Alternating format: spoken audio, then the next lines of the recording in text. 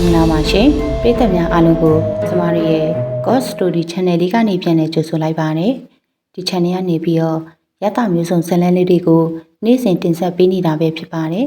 ဒီနေ့မှတင်ဆက်ပေးမယ့်ဇာတ်လမ်းလေးကတော့ထူဆန်းသောဖုတ်ကောင်ဆိုတဲ့ဇာတ်လမ်းလေးရဲ့အစအဆုံးကိုတင်ဆက်ပေးမှာဖြစ်ပါတယ်ဇာတ်လမ်းလေးမတင်ဆက်ခင်မှာကျမတို့ရဲ့ channel လေးကို like and subscribe လေးလုပ်တော့ဖို့နဲ့ဇာတ်လမ်းအသစ်တွေတင်တိုင်းမှလည်းသိရှိနိုင်ဖို့အတွက်ဘေးနောက်က notification လေးကိုလည်းနှိပ်ပေးခဲ့ပါအောင်ရှင်အခုအစပြီးဇလန်လေးကိုစတင်တင်ဆက်ပေးလိုက်ပါမယ်ရှင်ကျုပ်တို့ရွာမှာကရွာဦးเจ้าရဲ့ပုပ်ပါယုံเจ้าရဲ့ဆိုပြီးဖုန်းတော်ကြီးเจ้าနှစ်เจ้าရှိတယ်ဗျပုပ်ပါယုံเจ้าကပူပြီးရှေးကြတယ်เจ้าဝင်းကလည်းအကျေကြီးဗျရှေးလက်ရเจ้าကြီးเจ้าဝင်းကတော်တော်လေးကိုခန့်ညားတာပြုတ်เจ้าဝင်းကြီးထဲမှာလည်းတရက်ပြင်အုံးပင်တွေမယမ်းပင်တွေအစုံပဲဗျနေပြောင်မထိုးအောင်ကိုရှိနေတော့တာပဲနွေရာသီများဆိုရင်ပုပ်ပါယုံကြောင်းကြီးတဲ့ကိုသွားပြီးအပူတံကိုခိုးကြရနေတယ်ပုပ်ပါယုံဆရာတော်ကလည်းသဘောကောင်းနေဗျာ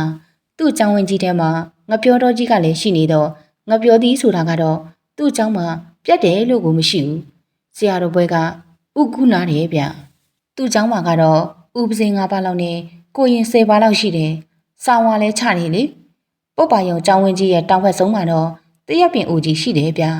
အဲ့ဒီတရက်ပင်အုပ်ထဲမှာတစ်သားနဲ့နံကက်ဆောက်လုပ်ထားတဲ့အိုးချောင်းကလေးတစ်ချောင်းရှိတယ်ဗျာအဲ့ဒီမှာကတော့ဆရာတော်ကြီးဥရုဏရဲ့မေတော်ကြီးနေတယ်ဗျာမေတော်ကြီးကလည်းတော်တော်လေးကိုအိုနေပါပြီဒီမေတော်ကြီးရဲ့နာမည်ကတော့ကျုပ်လည်းမသိဘူးပြုတ်ဖုန်ကြီးရဲ့ဒူမနှစ်ယောက်ကမေတော်ကြီးကိုအဖို့လုပ်ပြီးလာနေပေးတယ်ဖုန်ကြီးကလည်းသူ့ရဲ့မေတော်ကြီးကိုအတော်လေးကိုဂီးဆိုင်တယ်ဗျာအစားအသောက်အနေထိုင်လည်းဂီးဆိုင်တယ်လို့ကျမ်းမာရေးမမာနာရှိရင်လည်းဗန်ပွေးကုန်းမှာဆေးခန့်ဖွင့်ထားတဲ့ကျမ်းမာရေးမှုကိုပြင်ပြီးတိတိကျကျကိုကုပေးတာဗျဒါပေမဲ့ဇရာဆိုတာကတော့ဘသူကလွန်ဆန်နိုင်မှာလဲဗျအသက်ကလည်းကြီးလာပြီဆိုတော့တဖြည်းဖြည်းနဲ့အပြင်တော်မထွက်နိုင်တော့ပါဘူးသူ့ကြောင့်ကလေးထဲမှာလည်းလူတွဲနဲ့သွားလာနေရတာကြာပြီဖြစ်တယ်ဖုန်ကြီးရဲ့သူမမသိန်းကြီးတို့မက်လုံးကြီးတို့ကတော့ရွာထဲမှာဈေးဝယ်ပါဝယ်နေအမြဲသွားလာနေကြတော့အားလုံးနဲ့ခင်နေကြတာပေါ့လုံးကြီးရေမေတော်ကြီးကနေကောင်းရဲ့လားဟဲ့ကောင်းပါနဲ့တော့အကြီးပူမရဲ့ဒါဆိုရင်ဝတ်တန်ဒီချက်ကလေးတစ်ခွက်ပေးလိုက်ပြရစီတော့မေတော်ကြီးကဝတ်သားဆိုရင်အားကြီးကြိုက်တာအေးလုံးကြီးရဲ့အော်ပေးလိုက်ပါတော့ယူသွားလိုက်ပါမယ်အေးဖုန်းကြီးကိုတော့နောက်ရက်မှလာခဲ့မယ်ဟေးအနောက်ပိုင်းကစုံသားရတော့မှာပဲစွန့်တကြိုင်ပို့မယ်လေခုတော့နင်းနေပဲရလို့မေတော်ကြီးအတွက်ပဲဟင်းတစ်ခွက်ပေးလိုက်တော့မယ်အေးပေးတာတော့ဟုတ်တယ်အကြီးပူမကြီးမေတော်ကြီးကခုတလောဘာဖြစ်နေတယ်မသိပါဘူးတော့ဟဲ့ဘာဖြစ်နေလို့တော့ဟိုတနေ့ကဘယ်အိမ်ကစွန့်ကြိုက်ပို့တယ်မသိပါဘူးတော့ဖုန်းကြီးကဝတ်သားဟင်းတစ်ကြိုင်ကျုပ်တို့စီပို့ပြီးတယ်တော့နဲပါဘူးတော့ဂျာကြီးနဲ့ကိုတလုံးအပြည့်ပါပဲအဲ့ဒါအကြီးဘူးမကြီးမေတော်ကြီးတယောက်တည်းစပြစ်တာကုန်မရောလားဟေးဟုတ်ရဲ့လားလုံးကြီးရဲ့ဟုတ်ပါတော့ထမင်းတွေကလည်းတအူးချက်ကြီးကိုကုန်ရောတော့အဲ့ဒါညနေရောက်တော့မေးသေးတယ်တော့ကြီးဘာမေးတော့ဝတ်သားဟင်းကြံသေးလားတဲ့ငါမဝသေးဘူးထပ်စားချင်သေးတယ်တဲ့ဟေးနင်တို့ဟာတော့ဟုတ်မဟုတ်ရဲ့လားလုံးကြီးရဲ့ဟုတ်ပါတယ်တော့အဲ့ဒီလောက်စားပြစ်မေသူ့ဘာမှဖြစ်တာမှမဟုတ်တာနေထိုင်မကောင်းဘာမှမကြားဘူးတော့ဒီအကြောင်းကိုဆရာတော်ကိုနင်တို့ပြောပြသေးလားမပြောပါဘူးတော့လူဆိုတော့အသက်ကြီးလိုက်ရင်တငယ်ပြန်တက်တာပဲတော့မေတော်ကြီးလည်းအခုတငယ်ပြန်တာဖြစ်မှာပေါ့တော့ငငယ်ကလို့အများကြီးပြန်စားချင်လို့နေမှာပေါ့တခါကြတော့လေအကြီးပူမှာအဲ့ရထဲမှာတယောက်တည်းဘာတွေရင်းနေတယ်လဲမသိပါဘူးတော့အတန်အော်ကြီးလုပ်ပြီးရင်းနေတာနင်တို့ကလည်းမေးစမ်းကြည့်ဘူးလားဘာတွေရင်းနေလဲဆိုတာတခါတော့မေးကြည့်ပါတယ်တော့အဲ့ဒါဘာပြန်ပြောတယ်ထင်လဲဟဲ့ငါရည်ချင်တာရည်မှာပေါ့နင်တို့နဲ့ဘာဆိုင်တယ်လဲတေနာမတွေနင်တို့သွေးတွေကိုကုန်အောင်စွတ်ပစ်လိုက်ရမလားတဲ့ဟေးအဲ့ဒီလိုပြောသလားလုံးကြီးရဲ့အေးပေါ့တော့အသက်ကြီးလာတော့ဒီလိုပဲကြောင်ကရန်းနေပြောချင်ရရှောက်ပြောနေတာနေမှာပေါ့တော့ဒါပေမဲ့နည်းနည်းတော့တတိထားပြီးကြည့်ကြနော်ညဆိုလေအိပ်ပျော်နေပြုံမနေကြနဲ့တတိလေးနဲ့အိပ်ကြညဆိုလို့ပြောရအောင်မဲ့အရေးပူးမကြီးနေခင်းဆိုရင်တော့မေတော်ကြီးကအိပ်ရာကကိုမထနိုင်တာတော့ညရောက်ပြီးဆိုရင်တော့အတန်ကလည်းမာလာတယ်တော့ပြီးတော့တခါကျမတို့အိပ်ပျော်နေတော့ဘယ်ဒီထတာတော့လည်းမသိဘူးမနေ့ကျရင်တော့ခြေတော့မှတဲတွေပေလို့တော့ဟဲ့နင်တို့ဒီအကြောင်းကိုဆရာတော်ကမလျှောက်ကြဘူးလားဟဲ့လုံးကြီးရဲ့အင်းခုတော့မလျှောက်ဖြစ်ကြသေးပါဘူးတော့ဖုန်ကြီးကလည်းကျောင်းကြီးရဲ့အနောက်ဆောင်ကိုပြင်ဆင်နေတာဆိုတော့ ခုရက်အလုံများနေတယ်လေအကြီးရဲ့အေးဟုတ်တယ်နောက်2ရက်ကြာရင်တော့ဆရာတော်ကိုမေတော်ကြီးရဲ့အကြောင်းကိုနည်းနည်းရှောက်အောင်ဟုတ်ကဲ့ကဲကျုပ်လည်းစကားကောင်းနေလိုက်တာတော့အောင်မတော့မလုံးကြီးထွက်သွားတာနဲ့အကြီးပူမဟာတပတ်လေးတစ်ထည်ကိုခေါင်းဆောင်ပြီးဒီတည်င်းကိုအရှိဝမ်းရအဖွားတော်ထဲကိုတွားပြောလိုက်မိတယ်အကြီးတဲ့ကျုပ်တော့ပုတ်ပါရောင်ဆရာတော်ရဲ့မေတော်ကြီးကိုတဲပြီးမတင်ကားချင်ဘူးတော့မယိုးတော့ဘူးထင်တာပဲဟဲ့ဘလို့ဖြစ်လို့တော့ဘူးမရဲ့ဟာနေပဲဆိုရင်အဲ့ရထဲမှာတုံလုံးလဲလူမမကြီးတဲ့ထတာတောင်လူတွဲမှထနိုင်တာညဆိုရင်အကောင်းကြီးတဲ့သူ့ဟာသူထသွားနေတာတဲ့သူစောင်းနေသူ့ရဲ့မြေးမတွေအိပ်ပျော်နေအပြင်းနေရှောက်သွားတာတဲ့တော်ကြီး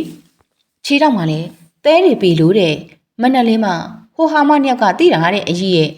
ဟေးဝါတာမြများစားလိုက်ရင်ဒီတိုင်းလောက်ကိုအตาလေးတဲ့ဝါတောင်မဝဘူးဆိုပဲဟေးဒါဆိုရင်တော့ဟုတ်လောက်တယ်ဘူးမရဲ့ဒါဖောက်ဝင်နာမယ်ဖုံးဆိုတာအမျိုးမျိုးရှိတယ်ဆိုပဲဟဲ့သွေးစုပ်ဖုတ်တို့ရွှေထီးဆောင်ဖုတ်တို့ဆိုလားငါလည်းစုံအောင်တော့မသိပါဘူးဟဲ့ပြီးတော့အခုဟာကညဘက်အပြင်ကိုရှောက်သွားတယ်ဆိုတာသိပြီးမကောင်းဘူးထင်တယ်ဘူးမရဲ့ရှင်ဘာဖြစ်လို့လဲအကြီးရဲ့ဟဲ့ဘူးမငါကြားဘူးတယ်တရှိုးဖုတ်ကရွာထဲကိုဝင်ပြီးကြက်တီကြောင်တွေကိုအစိမ်ဖမ်းစားတာဆိုပဲအမလေးကြောက်เสียပါလားအကြီးရဲ့ဒီကိစ္စဘလို့လောက်ကြမလဲဆရာတော်ကိုရှောက်ကြရင်မကောင်းလား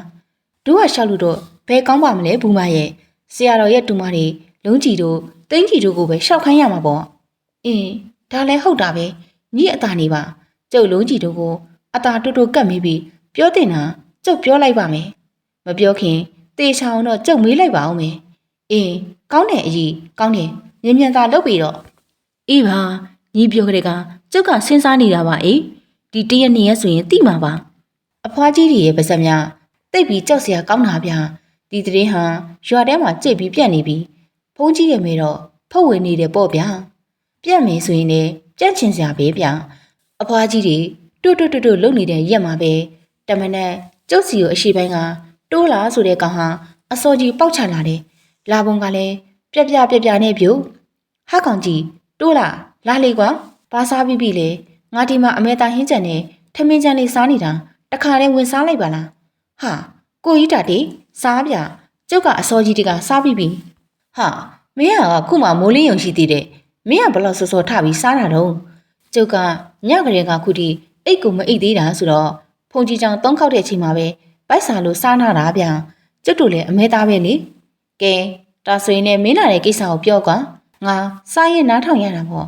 ဒါထက်အဘတို့အကြီးတို့ရောဗျမနဲ့စောကြီးထားပြီးလှဲကောက်ကြတယ်လေပြီးတော့မီးလောင်ကုန်းဘက်ကိုသွားပါရောလားရောဘာကိစ္စတုံးဗျမီးလောင်ကုန်းမှာအဘရဲ့ညီအကိုဝမ်းခွဲတယောက်တော်တော်နေမကောင်းလို့ဆိုပြီးလူလွတ်ခေါ်လို့ပါအော်ကဲကျုပ်လာတဲ့ကိစ္စပြောမှာပဲဗျာဒီလိုဗျကိုကြည့်တတ်ရဲ့ညတကောင်ကျော်တဲ့ကြီးကျုပ်မအိတ်သေးဘူးအိမ်ကဂိုင်းကုတ်ဓာတ်နှချောင်းကိုအယိုးပြန်လဲနေတာပြုတ်တော်တော်နဲ့အဆင်မပြေတော့တကောင်ကိုကြော်ရောအလုတ်ပြီးသွားလို့အိမ်မလို့စိတ်ကူပြီးစေးဘောလေးကိုကင်တောက်နေတော့ရှိသေးတယ်ဗျအိမ်ကခွေးနဲ့ကောင်က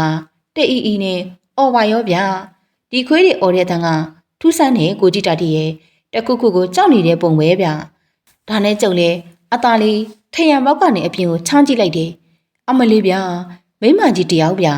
ထမိန်ကြီးကိုတူဝစ်ပြီးတူးဆိုရင်ထမိန်ကပေါင်လေလောက်ကိုဝစ်ထားတာဗျစပင်းကလည်းဖားလျာကြီးချလို့ကျွတ်တို့အိမ်ဘေးမှာရက်ပြီးဟိုကြီးတီကြီးကြည့်နေတယ်ဗျဟာမင်းမခွေးကောင်းနေရှိတာပဲမဟောင်ကြဘူးလားတိုးလိုက်ရဲ့ကိုကြီးတာဒီကလည်းကျုပ်ပြောပါရောလားဟောင်ဖို့နေသတာခွေးတွေကကြောက်လဲလို့အိမ်အောင်နားစီမှာပုပြီးတဲ့အီနဲ့ကြိတ်អော်နေတာဗျဟာတမျိုးပါလားကွာကျုပ်လည်းတော်တော်လေးကိုကြောက်သွားတာဗျဒါပေမဲ့ကျုပ်ရဲ့စိတ်ထဲမှာဒါတရေတော့မဟုတ်ဘူးလူပဲဧကနာအယူမကြီးထင်တယ်ဘယ်ရွာကများရောက်လာတာလဲဆိုပြီးစက်ကြည့်နေတာပေါ့ဗျာအဲ့ဒီတုန်းမှာခြာကနေအိမ်ရှိဘက်ကိုလှည့်ထွက်သွားတာပြို့ကျုပ်လည်းချက်ချင်းအိမ်ရှိဘက်ကိုထွက်ပြီးတကားကြားကနေချောင်းကြည့်တာပေါ့ဟာကိုကြီးထားတဲ့ရေကျွတ်တို့အိမ်ရှိဝိုင်းထဲမှာကြက်ရည်တန်းတက်တဲ့နေရာကိုသိတယ်မို့လားအေးသိတယ်လေကွာအဲ့ဒီနားရောက်တော့အိတ်တန်းတက်နေတဲ့ကြက်သုံးကောင်ကိုတိတိချာချာကြည့်တာပြုံးပြီးတော့မှငွေနာလို့ကြုတ်ခေါ်တဲ့စစ်တကောင်ကြက်ဖာကြီးကိုစက်ခနဲ့ဆွဲပြီးလက်ဘင်းကိုလိန်ချိုးလိုက်တာပြုံးညာလိုက်တာမှဗျာဟေးဟုတ်လားကွာကြက်ဆိုတာအတန်တန်တောင်မထွက်နိုင်တော့ဘူးပြုံးပြီးတော့ကြက်ဖာကြီးရဲ့လက်ချောင်းကို ကုန်းကြိုက်တော့တာပဲဗျာကျုပ်ထင်တော့သွေးဆုပ်တာထင်တယ်ဗျထမင်းကြီးကိုပေါင်လဲလောက်ဝစ်ပြီးစပင်ဖားလျားကြီးနဲ့ဗျကျက်ဖာကြီးကတော့သူ့ရဲ့လက်ထဲမှာဆက်ငင်ဖြစ်ပြီးတော့ငြိမ်သွားတာပေါ့ဗျာတော်တော်ကြာအောင်သွေးဆုပ်ပြီးတော့မှကျွတ်တော်ဝိုင်းနေရထွက်သွားတယ်ဗျဒါနဲ့မိရဲ့ကျက်ဖာကြီးရောယူသွားလားယူသွားတာပေါ့ဗျာဒါနဲ့ကျုပ်လည်းအိမ်ထဲကိုပြန်ဝင်ပြီးစောစောကအယူတက်ထားတဲ့ဂိုင်းကောက်ဓမ္မကိုဝင်ယူအိမ်ရှိတကောက်ကိုအသားလေးဖွင့်ပြီးခက်လန်းလန်းကနေတိတ်တိတ်လေးလက်ရတော့တာပေါ့ဗျာကျုပ်ကျက်ဖာကြီးကိုတော့တန်းလန်းကြီးဆွဲသွားတာပြုတ်ကျုပ်ကလည်းတစ်ပင်ကြီးတွေကိုကွယ်ပြီးချောင်းကြည့်နေရတာကိုကြည့်တာတည်းရေရွာထဲကခွေးတွေဒီလောက်များတာတကောင်တလေတောင်မဟောင်ဘူးလားကွာခွေးတွေကဟောင်ဖို့နေနေသသားကျတို့အိမ်ကခွေးသူရဲ့ကောင်ကြီးနှစ်ကောင်လိုပဲလှုပ်တောင်မလှုပ်ရဲကြဘူးဗျာတဲ့ဤနဲ့ကြောက်ပြီးတုံနေကြတာနောက်တော့အဲ့ဒီသပင်ဖာယာကြီးကလူကျော်တို့ဝိုင်းရှိအရောက်မှာပဲမတ်တက်ကြီးရက်ပြီးတော့လူကျော်တို့ဝိုင်းထဲကိုကြည့်နေတာပြုတ်ခဏနေတဲ့ခါမှာတော့ကျုပ်ကျက်ဖာကြီးငွေနှောင်းကိုပုတ်ခနဲ့ပြစ်ချပြီးတော့ဝိုင်းထဲကိုဝင်သွားရော့ပြုတ်ကျုပ်လည်းအရင်မပြားကြီးတို့ဝိုင်းရှိကနေတမာပင်ကြီးရဲ့နောက်ကနေပုံကြည့်နေရပေါ့ခဏနေတော့အဲ့ဒီသပင်ဖာယာကြီးကပြန်ထွက်လာရော့ပြုတ်ဟာဘာပြောကောင်းမလဲလူကျော်ရဲ့ကျက်ဖာကြီးကိုဆွဲလာပြီးသွေးဆုပ်နေပါရောဗျာလေဘင်းကနေကြိုက်ပြီးစုပ်တာပြုတ်အဲ့ဒီကျက်ဖာကြီးကိုသွေးဆုပ်ရက်ကြီးနဲ့ပဲအရှိဘက်ကိုဆက်လျှောက်သွားတော့ကျုပ်လည်းနောက်ကနေကြပြားလိုက်ပြန်ရောပေါ့ဗျာနောက်ဆုံးတော့ဒီဟာကြီးဟာဘယ်ဝင်သွားတယ်ထင်လဲဗျဟေးဘယ်ဝင်သွားတာတုံးကွာပုတ်ပါယုံကြောင်းထဲကိုတန်းဝင်သွားတာပြုတ်ကျုပ်လည်းဓာတ်တစ်ချောင်းကိုကင်ပြီးလိုက်တာကြောင်းနောက်ဖက်ကြောင်းထဲကိုဝင်တာပြုတ်ပြီးတော့မေတော်ကြီးရဲ့ကြောင်းလေးထဲကိုဝင်သွားတာဗျဟေးဟုတ်လားကွာတိုးလိုက်ရဲ့ဟုတ်တယ်ဗျညကျုပ်မျက်စိနဲ့ကိုတဲ့အမြင်ရတာပါဗျာဒါဆိုအဲ့ဒါဆရာတော်ကြီးရဲ့မေတော်ကြီးပေါ့ဟုတ်ပါဗျာမေတော်ကြီးကဖုတ်ဝင်နေတယ်လို့ရွာထဲမှာပြောတန်ကြပါမယ်ကျုပ်ကမယုံပါဘူးဗျာအခုကတော့မျက်မြင်ပဲကိုကြီးတတ်သေးရဲ့ပြောရအောင်မယ်လူကြော့ရဲ့ကျက်ဖာကြီးကတော့တန်လန်ဆွဲသွားရင်ကနေသွေးတွေကုံသွားလို့ထင်ပါရဲ့ဗျာကြောင်ပေါဝါမှာပုတ်ဆူပြစ်သွားလေတဲ့အဲ့ဒီကျက်ဖာကြီးရောကျုပ်ရဲ့ကျက်ဖာကြီးရောကျုပ်ကောက်ယူလာတယ်ကိုကြီးတတ်တွေကိုတတ်တည်ပြဖို့ပေါ့ဗျာအဲ့ဒါကိုဘလို့လုံးကြမလဲကိုကြီးတတ်တွေဟာလူကြီးတွေကိုဒီအကြောင်းကိုတိတ်တိတ်လေးပြောရတော့မှာပေါ့ကွာကျန်တာတွေကတော့သူတို့ဘာသာဆက်လုပ်လိမ့်မယ်ကဲအခုပဲမင်းနဲ့ငါနဲ့သွားကြမယ်နေအောင်ဟိုဘက်ဝိုင်းရငါတူမနှစ်ယောက်ကိုအိမ်ဆောင်ခေါ်ထားခဲ့အောင်မယ်ကွာကျုပ်လည်းကျုပ်တူမမြတ်ရှုံးနှစ်ယောက်ကိုအိမ်မှာလာဆော့ကြဖို့ဗိမ္မာန်နဂါပြုတ်ပြီးတိုးလာတော့အိမ်ကိုလိုက်ခဲ့လေတယ်ဟိုရောက်တော့ဟုတ်ပါဗျာတိုးလာရဲ့စစ်တကောင်ကျက်ဖာကြီးရောလူကျော်ရဲ့ကျက်ဖာငွေကြီးရောသိနေပါရောလားကျုပ်ကဒဏ်ရာကိုလိုက်ကြည့်တော့တိုးလာပြောတဲ့အတိုင်းပဲလဲဘေးမှာတွားရကြီးတွေတွေ့ရတယ်ဗျာသွေးဆုပ်တာတေချာတယ်ပြုတ်ကျက်ဖာကြီးတွေမှာသွေးတစ်စက်မှကိုမရှိတော့တာဗျတိုးလာရဲ့အဖေမေတွေကိုလည်းကျုပ်အကျိုးကြောင့်ပြောပြလိုက်တယ်ပြီးတော့ကျက်ဖာကြီးတွေကိုတကောင်ပွေပြီးလူကျော်တော့အိမ်ကိုတွားကြလေတယ်လူကျော်ကနိုးတောင်မနိုးသေးဘူးဗျအဲ့ရနဲ့ဒီကောက်ကိုလည်းနိုးပြီးသူ့အဖေရှိမှာပဲညာကတိုးလာတွေးခဲ့တာတွေကိုအကုန်ပြောပြရတာပေါ့လူကျော်ရဲ့အဖေဖိုးညီလေးကလည်းဆရာတော်နဲ့အလွန်ခင်နဲ့ဖိုးသားညံစီကိုသွားပြီးအကျိုးအကြောင်းကိုပြောခိုင်းလို့ကျုပ်ရဲ့ကောင်လေးနဲ့ရဲ့သွားကြတယ်ကျက်ဖာအသေးလေးလည်းယူသွားကြရတာပေါ့ဖိုးသားညံကြီးကိုအကျိုးအကြောင်းအားလုံးကိုပြောပြလိုက်တော့ဖိုးသားညံကြီးကဟာဒီတိုင်းဆိုရင်တော်တော်စိုးနေပြီပဲကွာဒါကိုဆရာတော်လည်းရိပ်မိသွားပြီကွာငါလည်းတည်တည်ချာချာစမ်းပြီးပါပြီမေတော်ကြီးကိုဖုတ်ဝင်နေတာသိချတယ်ကွာတာတီတို့တောင်ပိုင်းကမက်မဲထဲကြီးငါ့ကိုလာပြောလို့တညမှာမက်မဲထဲနဲ့ငါနဲ့တိုင်ပင်ပြီးစမ်းကြည့်တယ်ကဝတ်သားတပိတ်တာတဲ့တရဲကိုဝယ်ပြီးအမေကြီးရဲ့ရှိမှာပဲသူမြင်အောင်ဝတ်သားတွေကြီးကိုပြတာပေါ့ကဟဲ့လုံးကြီးမနှက်ဖန်မေတော်ကြီးကိုဒီဝတ်သားတွေချက်ပေးလိုက်လို့ပြောခဲ့တာလုံးကြီးကိုတော့ကွက်ရအောင်ခေါ်ပြီးမိဖို့တန်းမှာအိုးအလွန်းနဲ့ထည့်ပြီးလုံအောင်ဝတ်ထားလိုက်ဖို့ပြောလိုက်တယ်လုံးကြီးကလည်းလဲပါကွာဝတ်သားတွေကိုဒံအိုးလွတ်ထဲကိုထည့်ပြီးထင်းမုံအောင်မှာထည့်ထားတယ်ဆိုပဲအပေါ်ကထင်းချောင်းတွေနဲ့ပြန်စီပြီးထည့်ထားတဲ့ဝတ်သားအိုးကခြေရလက်ရမပြက်ဘူးဆိုပဲအထက်ကိုဖွင့်ကြည့်လိုက်တော့မှဝတ်သားတစမ်းမကိုမရှိတော့ပဲဝတ်သားတွဲချီတဲ့တင်းဦးကျိုးတွေပဲတွေးတော့တာလေဟေးဟာဒါဆိုဖိုးတို့လည်းသိနေပြီပေါ့အေးလေစမ်းအောင်စမ်းပြီးပါပြီဆိုမှကွာအဲ့ဒီအကြောင်းတွေဆရာတော်ကိုရှောက်ပြီးလို့ဆရာတော်ကငါ့ကိုဆရာရှာပါလို့ပြောတယ်ကွာငါလည်းဆရာကြိတ်ရှာနေတာတပတ်လောက်တော့ရှိပြီဟေးတည်င်းတော်ရနေပါပြီအခုအပြက်ပြက်ကြီးဖြစ်လာတော့ဆရာတော်ကိုထက်လျှောက်ရအောင်ပါပေါ့ကွာကဲမင်းတို့လည်းစက်ဖာကြီးတွေကိုပြန်ယူသွားချက်တော်မစားနဲ့နော်မြေချင်းနဲ့တူပြီးမြုပ်တာပြစ်လိုက် ဒါမျိုးဆိုတာယောဂပဲဖြစ်တတ်တယ်ကွဟုတ်ကဲ့ဘူးကျုပ်တို့ဒါဒီကိုမြေမြုပ်လိုက်ပါမယ်အေးကြည့်ရတာတော့မေတော်ကြီးကိုဝင်တဲ့ဖုတ်ကသွေးဆုပ်တဲ့ဖုတ်မျိုးထင်နေကွာရွာထဲကိုဝင်မိတာတော့ခွေးရမဟောင်ရဲဘူးဆိုတော့နဲတဲ့အဆင်မဟုတ်ဘူးထင်တယ်သူ့ကိုနိုင်လောက်တဲ့ဆရာနဲ့မှဖြစ်မှာကွာမသားတစ်ခေါက်ဆရာမျိုးနဲ့ဆိုသူ့ကိုသွားဆွတယ်လို့ဖြစ်ပြီးတရားလုံးကိုဒုက္ခပေးမှစိုးရင်ရတဲ့တာတေးရေဟုတ်တယ်ဘိုးပြောတာဟုတ်တယ်တော်တော်ထက်တဲ့ဆရာနဲ့မှရမှာဗျပုပ်ပါယုံဆရာတော်ကလည်းဒီအကြောင်းတွေကိုအားလုံးသိသွားပြီဆိုတော့မေတော်ကြီးရဲ့အကြောင်းရှိမှဥပဇင်းနှစ်ပါးစီအလက်ကျစောင့်ကြလေတယ်ဒီတော့ရွာထဲတော့မလာတော့ဘူးဗျဒါပေမဲ့သူ့ကိုစောင့်အိတ်တဲ့လုံးကြီးနဲ့သိန်းကြီးကိုအမြဲတမ်းထိထားနေတယ်ဆိုပဲလူတွေပြောလာတော့တွေးဆုပ်တာလို့ပြောတယ်ဗျဟုတ်တော့ဟုတ်နိုင်တယ်လုံးကြီးတို့သိန်းကြီးတို့ဆိုတာတနေ့တခြားပိန်ချောက်လာကြတာတဲ့ဗျဒီကြားထဲဆရာတွေပြင့်လာပြီးပြကြည့်လေတယ်တချို့ဆရာတွေဆိုရင်မေတော်ကြီးရဲ့နာမှာထိုင်တော်မထိုင်ကြဘူးဗျတကြိုးတယ်တုတ်တော့တာပဲတချို့ကြတော့လေဖျားစာတွေရွတ်ပတ်တဲ့စေတုံးရှိသေးတယ်ဟဲ့အကောင်တေးချင်းတို့လားဆိုပြီးထအော်လိုက်တာလက်ပြီးပြေးတော့တာပေါ့ဗျာဆရာတယောက်ဆိုရင်ဆွဲလက်အေးကြီးပါထားပြခဲ့လို့မနဲ့ကိုခေါ်ပြီးလိုက်ရတာမေတော်ကြီးကလည်းတနေ့တဲ့တနေ့ကျန်းလာပုံပဲပြုတ်သမင်းတစ်ခါစားရင်နှုတ်စီဘူးသုံးလို့ချက်လောက်ကုန်နာတယ်ဗျအမဲသားနဲ့ကြွေးဝတ်သားနဲ့ကြွေးဆိုတာပဲအမြဲပြောနေတာပြုတ်ဆရာတော်ကလည်းဖိုးသားညံတို့ကိုအပီလွှဲလိုက်ပုံပဲဗျဒါပေမဲ့ဖိုးသားညံကလည်းဆရာရှာလို့မတွေ့သေးလို့တီးခံပြီးကျွေးမွေးနေတယ်ဗျအမဲသားဆိုလဲတပိတ်တာချက်ကိုပြိုက်ခနေပဲတဲ့ဝတ်သားဆိုလဲတပိတ်တာချက်ကိုပြိုက်ခနေပဲတဲ့နည်းနည်းဝအောင်ကြွေးထားတော့ငြိမ်နေတာပေါ့ဗျာတစ်ဖက်ကလည်းဆရာကိုနေနဲ့စုံစမ်းရတာပေါ့တွေးတဲ့ဆရာတွေကလည်းမေတော်ကြီးကိုထဲမှာဝင်နေတဲ့ဖုတ်ကောင်ကိုနိုင်တဲ့သူတယောက်မှမရှိဖြစ်နေတာပေါ့ကျွတ်တို့ရွာတဲ့တင်မဟုတ်တော့ဘူးပြုတ်ဒီတဲ့ဟာအနာကရွာတဲ့အထိပြန့်နှံ့နေပြီလေပုပ်ပါရဆရာတော်ရဲ့မေတော်ကြီးဖုတ်ဝင်နေလို့တဲ့ရွာထဲကကြက်တွေကိုတောင်ညဘက်ထွက်ဖမ်းပြီးသွေးဆုပ်တာတဲ့ဆိုတာတွေကိုဘယ်လိုမှတားလို့မရတော့ပြီဒီအချိန်မှာပဲဖိုးသားညံတို့အဖွဲ့တွေဆရာတယောက်ကိုရလာတော့တာပဲပြုတ်ဆရာက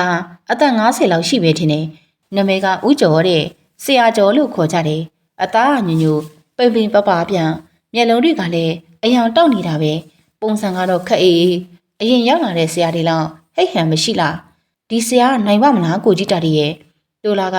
ဆရာကျော်ကိုမတိမတာခဲခရင်ကျုပ်ကိုကပ်ပြောလိတယ်စောင့်ကြည့်ရမှာပေါ့ကွာသူမနိုင်ရင်တော့အရင်ဆရာတွေလိုပဲပြေးမှာပေါ့ကွာပူးမနေပါနဲ့အဲ့ဒါတော့ဟုတ်တယ်ကျုပ်ကစိတ်ပူနေတာကနိုင်နေဆိုလုပ်ပြီးမှမနိုင်မနှင်းထဖြစ်ရင်ရွာဒုက္ခဖြစ်မှာဆိုလို့ပြောတာပါအဲ့ဒီလူတော့မဖြစ်တော့ပါဘူးကွာဆရာကျော်ကမေတော်ကြီးကိုကြည့်ရှင်တယ်လို့ပြောလို့ဖိုးသားညံရဲ့ကျုပ်ရဲ့တိုးလာရဲ့အခြား3-4ယောက်ရဲ့ဆရာကျော်ကိုပုပ်ပါယုံကျောင်းထဲကိုပင့်သွားကြလေတယ်ဆရာတော်ကတော့မခေါ်တော့ပါဘူးဆရာတော်ကဖိုးသားညံကိုအလုံးလွှဲထားပြီးသားပဲလေဒီကိစ္စဒီမှာသူ့ဘောမပါချင်ဘူးလို့ပြောလိုက်တယ်မေတော်ကြီးရဲ့ကျောင်းကိုကျုပ်တို့တန်းသွားလိုက်ကြတယ်ဆရာကျော်ကျောင်းထဲကိုဝင်လိုက်တာနဲ့မေတော်ကြီးကတောက်တစ်ချက်ကိုထခောက်တော့တာပဲပြုတ်ဆရာကျော်ကလည်းခက်အေးပဲဗျာမေတော်ကြီးကိုခြေစုံကောင်းဆုံးကြည့်ပြီးအကဲခလိုက်တယ်နိုင်မြထင်သလားစမ်းကြည့်လိုက်လေဆရာကျော်ကမေတော်ကြီးအိတ်နေတဲ့ဂရင်နာကိုကတ်သားပြီးမင်းပေရလဲအဲ့ဒီလိုအတန်ခက်ပြက်ပြက်နဲ့မေးလိုက်တယ်မေတော်ကြီးကလောက်တောင်မလုပ်ဘူးမင်းကဘာတူလဲဆရာကျော်ကထပ်ပြီးမေးပြန်နေတယ်မေတော်ကြီးကအရေးတောင်မဆိုင်ဘူးပြုတ်အဲ့ဒီနောက်ဝါကနေတစ်ချက်တန်းနေပြန်ဆရာတော်ကလည်းဟသွားတယ်မေတော်ကြီးရဲ့ပါဇက်ထိတ်ကိုတိတိချာချာငုံကြည့်တယ်ဗျာသူဘာတွေတွေ့တယ်လဲဆိုတော့ကျုပ်တွေလည်းမသိဘူးဆရာကျော်ကနောက်ကိုချကနေလှည့်ထွက်သွားတော့တာပဲကျောင်းပြင်ကိုရောက်တော့မှဆရာကျော်ကပြောတယ်ဗျာဒီကောင်ဟာသွေးဆုပ်ဖုံးပြလွယ်လွယ်နဲ့တော့ထုတ်လို့မရအောင်တော်တော်လေးကိုခက်ခက်ခဲခဲထုတ်ယူရမယ်လားကွယ်ဖို့ဗန်နီရဲ့လူတီတုံး3ရက်ပဲလူတော့တယ်ဆရာဖိုးသားညံကပြန်ဖြေတယ်ဆရာကျော်ကခေါင်းကိုညှိလိုက်ပြီးအင်းဒါဆိုအတော်ပါပဲကျွတ်တို့ပြင်တာစင်တာနဲ့ဆိုရင်အန်ကိုက်ပါပဲဟုတ်ကဲ့ပါဆရာဘာတွေလိုအပ်တယ်လဲပြောပါအင်းကိုသားညံတို့အိမ်ရောက်မှာပဲဖြစ်ဖြစ်ပြောကြတာပေါ့ဗျာဆရာကျော်နဲ့ကျုပ်တို့အဖွဲဖိုးသားညံတို့အိမ်ကိုပြန်လာခဲ့ကြတယ်ဖိုးသားညံတို့အိမ်ကိုရောက်တော့မှဆရာကျော်ကရှင်းပြနေတယ်ဒီကောင်ပါဇက်ဟလိုက်တဲ့အချိန်မှာအဆွဲတွေကိုသူတွေးလိုက်ရတယ်တဲ့နင်းတော့အကောင်မဟုတ်ဘူးအဆွဲကြီးတွေမှာအရှိကြီးတယ်ကျွတ်တို့ကတော့ဘာမှမမြင်ဘူးပေါ့ဗျာသူကတော့ပညာမျက်စိနဲ့ဆိုတော့မြင်နိုင်တာပေါ့လေပထမဆုံးပြောချင်တာက ဒီကောင်ကိုမြစ်တာခဲ့ခံတာတို့ချော့မော်ထုတ်တာတို့လောက်နေတော့မရနိုင်ဘူးဆိုတာပဲဒုတိယပြောချင်တာကဒီကောင်ဘသူဆိုတာတိတိကျကျသိရမယ်ဒါမှသူ့ကိုဘယ်ဆင်းလောက်ရှိတဲ့စီးနဲ့တိုက်ရမယ်ဆိုတာသိမှာဗျ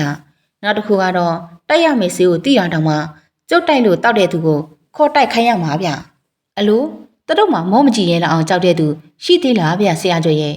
ရှိတာပေါ့ကိုသားညံရဲ့ဟင်ဘသူများပါလဲဆရာကျော်ဘသူရှိအောင်မလဲဗျမဖဲဝါပေါ့ဗျာဒီတခါအလန့်ချောင်းအော်မီတာကကျုပ်ပြမဖဲဝါတယ်ဗျကျုပ်ဘယ်တော့မှမကြားချင်တဲ့နမဲဗျဟုတ်တယ်မောင်တာဒီရဲ့မဖဲဝဲကိုကျုပ်ခေါ်ဘူးတယ်ဒီလိုအဆင့်မြင့်တဲ့ကောင်တင်နဲ့တွေ့ရင်သူ့ကိုပဲခေါ်ပြီးအကူကြီးတောင်းရတာကွအော်မဖဲဝါကကူညီရဲ့လားဗျဟာကူညီပါပြီကောဗျာဆရာကျော်ပြောလို့သ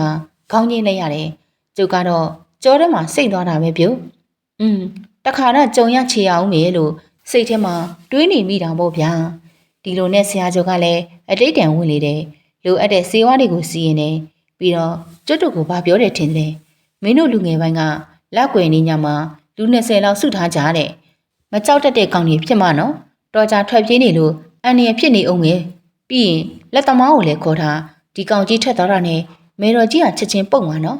်ခေါင်းဆက်ဖို့ပြင်းနေအစင်သစ်ဆောင်ထားခေါင်းအားချင်းဆက်ပြီးကွန်းထဲကိုထမ်းထုတ်ရမယ်ကွာဟာစိတ်ချပါဆရာကျွတ်တို့အားလုံးစီစဉ်ထားမယ်ဆရာလို့ဆရာရှိတာကိုသာလုပ်ပါကိုသားညံ့ကြီးဒီရောမှာနှုတ်ဝင်သိရှိလားဗျဟာဒီမှာတော့မရှိဘူးဆရာကျော်ငွေတင်းကုန်းမှာတော့ဒေါ်ထွန်းဆိုတဲ့မိန်းမတယောက်ရှိတယ်ဗျဘာလဲဆရာကျော်အဲ့ဒီမိန်းမကိုခေါ်ပေးရမှာလားခေါ်မဖြစ်မယ်ဗျကိုသားညံ့ရဲ့ကောင်းပြီလေဘယ်တော့ခေါ်ရမလဲသာပြောပါမနှက်ခံလောက်ွယ်နေမို့လားအဲ့ဒီမိန်းမကိုညနေအရောက်ခေါ်ထားဗျဒီမိန်းမတက်တီရောကောင်းရဲ့လားမထွန်းကတက်တီကောင်းတယ်ဗျဘာမှတိတ်ကြောက်တတ်တာမဟုတ်ဘူးဟန်ကြတာပေါ့ဗျာဒါဆိုလဲမထွန်းတာကိုရအောင်ခေါ်ပြုတ်စိတ်ချပါဆရာကျုပ်လူလူခေါ်ရင်ချက်ချင်းလာပါတယ်လောက်ွယ်နေတော့ရောက်ပြီပြုတ်တာရီရီမင်းရွာထဲကိုလှည့်ပြီးစော်အောင်လိုက်ကွာရွာထဲကိုဆင်းတဲ့လူတွေညနေ3ချက်တီရောက်ရွာထဲကိုပြန်ဝင်ကြရမယ်ညနေ9နာရီထိုးတာနဲ့ရွာပြင်ရလူကိုအဝတ်မခံတော့ဘူးလို့ပြောအိမ်တကားတွေရောရွာတကားပါညနေ9နာရီအပြီးပိတ်ကြရမယ်ပြီးရင်တညလုံးအိမ်ပြင်ကိုဘယ်သူမှမထွက်ကြစီနဲ့ကြားလားဟုတ်ကဲ့ဆရာကျုပ်အခုလူခွဲပြီးတော့စော်အော်လိုက်ပါမယ်ပြောပြောဆူဆူပဲကျုပ်ကတူလာတို့လူကျော်တို့ကိုခေါ်ပြီးလူငယ်တွေကိုစုခိုင်းတယ်ပြီးတော့ပြောရမယ့်စကားတွေကိုသင်ပေးတယ်အင်စင်နဲ့ပြီးစော်အော်ခိုင်းလိုက်တယ်ညနေ3နာရီလောက်မှာပဲငွေတင်းကောင်းကနှက်ဝဲတဲ့ဒေါ်ထွင်ကြီးရောက်လာတယ်ဗျရွာသားတွေကလည်းကျုပ်တို့စော်အော်ထားတဲ့အတိုင်းရွာထဲကိုခတ်တုတ်ပြန်ဝင်လာကြတယ်ဆရာကျော်ကိုယ်တိုင်လည်းဖျားစင်မှာဖျောင်းနိုင်တွေကိုထွန်းပြီးဖျားရှင်ခုတယ်ဗျညနေ9နာရီထိုးတာနဲ့ရွာတကားတွေပိတ်လိုက်ကြတယ်အိမ်တကားတွေကိုလည်းပိတ်လိုက်ကြတယ်ရွာကခွေးတွေဆိုတာများကြောက်လိုက်တာမှမပြောပါနဲ့တော့တအီအီနဲ့អော်ပြီးတကားတွေကိုအတင်တိုးတော့တာမျိုးဟဲ့ခွေးကိုဖွတ်မပေးနဲ့အပြင်မှာထားလိုက်အပားဆိုတာခွေးနဲ့ကပ်ပါလာတတ်တယ်အဲ့ဒီလိုလူကြီးတွေကပြောတော့ခွေးတွေကိုအိမ်ပြင်မှာပဲထားကြရလေတယ်ညမိုးချုပ်စချိန်မှာတော့ဆရာကျော်ရဲ့ကျုပ်ရဲ့တိုးလိုက်ရဲ့တခြားကာလာသား2ယောက်ရဲ့ဒေါ်ထိုးကိုခေါ်ပြီးရွာပြင်ကိုထွက်လာကြနေတယ်ထလောင်ကုန်းတုတ်တန်ကိုတွားကြတယ်ဗျတုတ်တန်ထဲကိုရောက်တော့မှောင်နေပြီပြုတ်ကာလာသား2ယောက်ကရွာတကားမှစောင့်ကြက်နေခဲ့တယ်ကျုပ်တို့ပြန်လာမှပြန်ဖွင့်ပြီးဖို့ဆရာကျော်ကမှားနေတယ်တုတ်တန်ထဲကိုရောက်တော့မြက်ခင်းပြင်လေးပေါ်မှာဆရာကျော်အသိယူလာတဲ့ထမင်းတုပ်ကိုဖြေချလိုက်တယ်ကြက်သားဟင်းနဲ့ကြက်တကောင်လုံးကိုချက်ထားတာထမင်းပေါ်မှာတော့ဟင်းလုံးကြီးတွေဖြန့်ထားတယ်ကျုပ်ဖြေဘိန်းစာဘားစင်ကြီးကိုပြေးပြီးတတိယလိုက်တယ်ကြောထဲမှာလည်းစိတ်သွားတယ်ဆရာကျော်ကထမင်းတုပ်ပြီးမှဖျောင်းတိုင်2တိုင်ဆိုင်ပြီးမိထွန်းထားလိုက်တယ်အဲ့ဒီနောက်မှာတော့ဒေါ်ထွင်းကြီးကိုထမင်းဝတ်ခိုင်းတယ်သပင်ကိုဖားလျှချခိုင်းတယ်အဲ့ဒီနောက်ထမင်းထုံနာမှာစောင်းကြောင်ကြီးထိုင်နေခိုင်းပြန်တယ်မဖဲဝါရီရှေ့ကိုတခါတော့ကုညီအောင်ဗျာရွာထဲမှာဖုံးကြီးရဲ့မဲတို့ကိုသွေးဆုပ်ပုတ်ကောင်ဝင်နေတယ်ထုတ်ဖို့တော်တော်လေးကိုခတ်နေတယ်ကွမဖဲဝါဆရာကူပါမဖဲဝါတက်ယူလာတဲ့ထမင်းနဲ့ဟင်းကိုမြေရီရှိတ်ရီစားပါဗျတင်းချိုင်းတခါကိုအပိုင်စားဆောင်ရတဲ့မဖဲဝါကိုဗိမ္မာန်ကပြုတ်ပါတယ်ဆရာကိုကူညီပါမဖဲဝါဆရာကျော်ရဲ့စကားတောင်မဆုံးသေးဘူးပြုတ်နောက်ဝင်တဲ့တော်ထွင်းကြီးအသားတွေတစ်ဆက်ဆက်တုံလာပြီးလက်ကြီးတွေကလည်းကွေးကောက်လာနေတယ်ဆရာကျော်ကိုမျက်လုံးပြူကြီးနဲ့လှမ်းကြည့်တယ်ဗျတိုးလာလို့လူကျော်တို့လည်းနောက်ကိုခြေတလန်းလောက်စုပ်သွားကြနေတယ်ကျုပ်ကိုယ်တိုင်လည်းခြေတလန်းစုပ်လိုက်မိတယ်ထင်တယ်ဗျမဖဲဝါဟုတ်ရဲ့လားဟိဆရာကျော်ရဲ့ပြတ်သားတဲ့အတန်ဟာထွက်ပေါ်လာတယ်တိတ်ဆိတ်နေတဲ့တင်းချိုင်းထဲမှာတော့ ဟိမ့်တက်သွားတဲ့ထင်နေပြုမဖဲဝါဟာခေါင်းပဲညိပ်ပြနေတယ်ဒါဆိုရင်စားပါဗျသဘောရှိစားပါမဖဲဝါဝင်နေတဲ့ဒေါ်ထွင်းကြီးဟာခြေတော်ကြီးကိုကားကထိုင်ချလိုက်ပြီးပြူပြူပြပြနဲ့ထမင်းတွေကိုစားတော့လေတယ်ကြက်သားတုံးကြီးတွေကိုလည်းကျွတ်ကျွတ်မြည်အောင်ကြိုက်တော့တာပေါ့ဆရာကျော်အသိယူလာတဲ့ရေဘူးတွေကရေကိုရေဖလားတစ်လုံးထဲကိုထည့်ပေးလိုက်တယ်ရေကိုလည်းတောက်ဝါမဖဲဝါမဖဲဝါကလည်းရေကိုတောက်တယ်ဗျရေဖွားကိုလက်နှစ်ဖက်နဲ့စုံကိုင်းပြီးမော့တာပဲပြုတ်ဒီလိုပါမဖဲဝါဒီရွာကဖုံးကြီးရဲ့မေတော်ကြီးကိုသွေးဆုပ်ပုတ်ကောင်တကောင်ဝင်နေတယ်ကွအဲ့ဒါဆရာတယောက်ထဲတော့ထုတ်လို့ရမယ်မထင်လို့မဖဲဝါကိုအကူကြီးတောင်းရတာပါအရင်တုန်းကလည်းဆရာကိုမဖဲဝါကူညီခဲ့ပါတယ်ဆရာကျော်ကခက်အေးအေးပဲပြောတယ်ဗျမဖဲဝါကထမင်းစားနေရင်ကနေဆရာကျော်ကိုမျက်လုံးပြူးကြီးနဲ့စိုက်ကြည့်တယ်ပြီးတော့မှခေါင်းဝင်ရင်းပြတယ်ထမင်းတပုံကြီးနဲ့ကြက်တကောင်ချက်ကိုစားလိုက်တာများပြိုက်ခနဲကိုကုံရောပြုတ်ပြီးတော့ရေဖလားကြီးကိုမောတောက်တယ်ကြံတဲ့ရင်နဲ့လက်တွေကိုဆေးလိုက်သေးတယ်ဗျပြီးတော့မှဝုန်းကနေခုန်ထားလိုက်တယ်ကျွတ်တို့ကိုတော့မဆောင်ပဲရှေ့ကနေရွာဘက်ကိုသွားတော့တာပြုတ်ဆရာကျော်နဲ့ကျုပ်တို့လည်းနောက်ကနေအပြေးလိုက်ရတော့တာပေါ့ဟေ့တန်တီမင်းကောင်ဒီကိုရွာတကားဖွင့်ခိုင်းထားဟိတကားဖွင့်ထားဟိကျုပ်ကလမ်းអွန်လိုက်တယ်ဟိုကောင်နှစ်ကောင်ဟာကျုပ်အတန်ကိုကြတော့ရွာတကားကိုအသင့်ဖွင့်ထားလိတယ်မဖဲဝါဝင်နေတဲ့ဒေါ်ထွင်းကြီးကတော့ခြေကားရလက်ကားရနဲ့ရွာထဲကိုဝင်တော့တာပြုတ်ကျုပ်တို့ရွာထဲကဖြစ်လာတော့အိမ်ဒီအားလုံးမိတွေမှိတ်ထားကြပြီငြိမ်နေကြပြီပြုတ်မဖဲဝါရဲ့အတန်နဲ့ကြီးနဲ့အော်ရီတဲ့တာဟာရွာကိုကြော်ထွက်သွားပုံပဲဗျမဖဲဝါဟာအရှိပိုင်းဟာပုတ်ပါယုံကျောင်းထဲကိုတန်းဝင်လာတာပြုတ်ပြီးတော့ကျောင်းရှိရကွန်းပြင်းမှာခါးကိုထောက်ပြီးရက်နေတယ်သပင်ကတော့ဖားလျာကြီးနေပေါ့ကြောက်တဲ့သူတွေကျောင်းပေါ်ကိုတက်နေကြတာတီလဲနောက်ကိုဝေးဝေးစုပ်နေတိုးလာနဲ့ကျုပ်ပဲကြံခဲ့တယ်ဟိုကောင်ဒီကတော့ကျောင်းပေါ်ကိုတက်ပြေးတော့တာပဲဗျဆရာတော်လေကျောင်းကြီးပေါ်ကနေကြည်နေတာတွေ့ရတယ်ပြုတ်ငါမဖဲဝါခေါ်တယ်တကောင်မကြံအခုရအောင်လာခဲ့အတန်နဲ့ကြီးကအမောင်ထဲမှာလွှမ်းသွားလေတယ်ကြီးကန်းနေဝေါကနေထသွားကြလေတယ်အလိုဖះကြီးမနှဲပါလားအဲ့ဒီလိုကျုပ်ပတ်ဆက်ကနေရောင်ပြီးပြောလိုက်မိတယ်မျက်ခင်းကြီးထဲမှာနီနီရဲရဲမျက်လုံးလေးတွေအများကြီးပဲဗျအားလုံးငုတ်တုတ်ထိုင်နေကြပုံပဲတိတိချာချာတော့ဘာမှမမြင်ရပါမယ်မျက်လုံးနီနီတွေကတော့အများကြီးပဲပြုတ်တရားတော့အตาကလေးကြုံပဲဗျဖုတ်ပိတ်တာတရဲတစီကြီးကများလာကြည်လားလို့ကျုပ်တွေးမိလိုက်တယ်နင်တို့လူစုံပြီလားဘသူလိုသေးလဲပြောစမ်းဘလို့အတန်ကြီးမှမသိပဲအတန်ကြီးနဲ့မဖဲဝါကမေးလိုက်တယ်နီနီရဲ့မျက်လုံးတွေကဟိုကြည့်တီကြည့်လိုက်ကြည့်တယ်ဘာမှပြန်ပြောတာတော့မကြားရပြီဘာပြောတယ်ငမဲကြီးဟုတ်လားဘယ်ကောင်လဲမျက်လုံးညီတွေကဘာပြန်ပြောတယ်ဆိုတာတော့ကျုပ်လည်းမသိဘူးပြောဘာအောက်ပြည်ကရောက်လာတာရရဆဆငါခွင့်ပြုချက်မရပဲလာတဲ့ကောင်တွေးကြသေးတာပေါ့ကဲနင်တို့ခုချက်ချင်းသွားတော့မဖဲဝါဟာအတန်နဲ့ကြီးနဲ့အော်ပြောလိုက်တော့မျက်လုံးညီတွေကလည်းချက်ချင်းပဲပျောက်ကွယ်သွားကြလေတယ်မဖဲဝါဟာမေတော်ကြီးရဲ့ကျောင်းဘက်ကိုလှည့်ပြီးဟဲ့ငမဲကြီးဆိုတဲ့ကောင်အခုလာခဲ့စမ်းအဲ့ဒီလိုတခွန်းမဲ့អော်လဲရလေတယ်ဒီကောင်ကြီးဟာထမိန်ပေါင်းလေလောက်ဝက်ပြီးထွက်လာတယ်ဗျဇပင်ကြီးကလည်းဖားလျားကြီးနဲ့ပေါ့ဗျာနင်ဒီလိုသွားချင်တိုင်းသွားပြီးလှုပ်ချင်တိုင်းလှုပ်လို့ရမလားဟဲ့ဆရာစိတ်တက်လိုက်နင်မစေးစင်တင်ရှိတာငါသိရဲ့နောက်ဆုံးစီဟဲ့သိလားလူသေးတွေးနေဖော်ရစီ